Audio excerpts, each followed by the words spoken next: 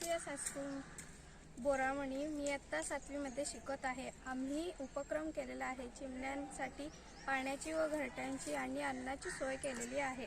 आम्हाला हे उपक्रम करून खूप आनंद होतोय। आम्ही सगळ्यांनी उपक्रम हा केलेला आहे आणि आम्ही हे झाडाला अडकवणार आहे। इथे खूप पक्षी येतात आणि त्यांची पाण्याची सोय केली आहे।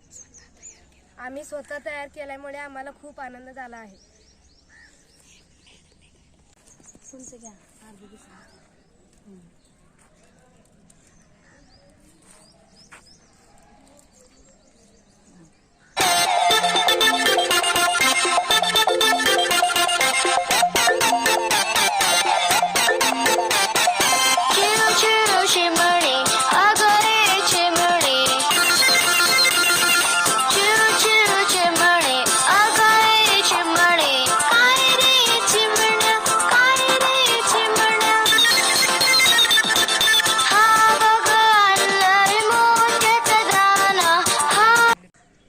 SVCS हायस्कूल व कनिष्ठ महाविद्यालय बोरामणी आमच्या विज्ञान मंडळाच्या मार्फत आज टाकाऊपासून टिकाऊ अशा काही वस्तू तयार केलेल्या आहेत, जे या ऋतूमध्ये पक्ष्यांना त्यांना अन्न पाणी जो निसर्गात कमी उपलब्धता असते अशा वेळेला इथं उपलब्ध व्हावा या उदात्त हेतून आणि विशेषतः वैज्ञानिक दृष्टिकोनातून टाकाऊपासून टिकाऊ अशा काही वस्तू आमच्या सर्व विद्यार्थ्यांनी बनवलेलं आहे।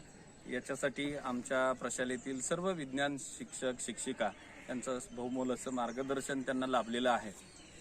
त्यामुळं विद्यार्थ्यांप्रती प्राणीमात्रावर जे काही प्रेम करायचा संदेश आहे तो या वयात रुजतो आहे, हा पाहून मला अत्यंत आनंद होतो आहे।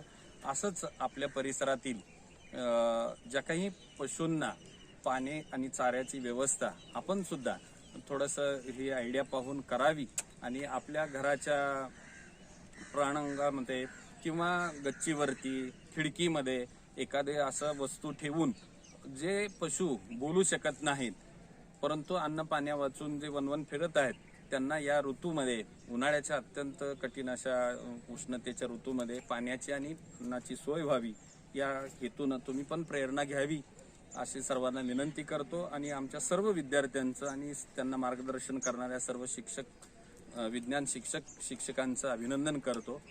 धन्यवाद।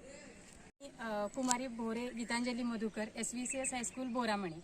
माझ्या विद्यार्थी इयत्ता 7वी मधले आहेत। उन्हाळ्यामध्ये पक्ष्यांना मिळणाऱ्या अन्नाचा तुटवडा किंवा पाणी असेल जे उष्णतेमुळे आपल्या इथं मिळत नाही, ते त्यांना मिळवण्यासाठी एक विद्यार्थ्यांनी छोटासा प्रयत्न करावा अशी माझी इच्छा होती। मग त्यांनी टाकाऊपासून काहीतरी करावं ही संकल्पना मी त्यांना सांगितली आणि जसं जसं मी सांगत गेले त्याच्यापेक्षा उत्कृष्ट असं साहित्य त्यांनी तयार केलं आणि निसर्गामध्ये जी प्रजाती कमी होत आहे चिमण्यांची, कावळ्यांची किंवा इतर पक्ष्यांची असेल ती टिकवून ठेवण्यासाठी त्यांनी टाकाऊपासून जे टिकाऊ करून सुंदर असा उपक्रम राबवला आणि माझ्या आव्हानाला त्यांनी प्रतिसाद दिला। त्यामुळे हे सगळं तुमच्यासमोर छोट्या छोट्या उपक्रमातून उभा आहे।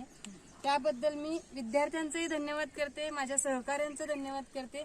या उपक्रमाला प्रतिसाद दिल्यामुळं किंवा स्तुत्य ठरवल्यामुळं शाळेचं आणि विद्यार्थ्यांचं सुद्धा कौतुक आहे।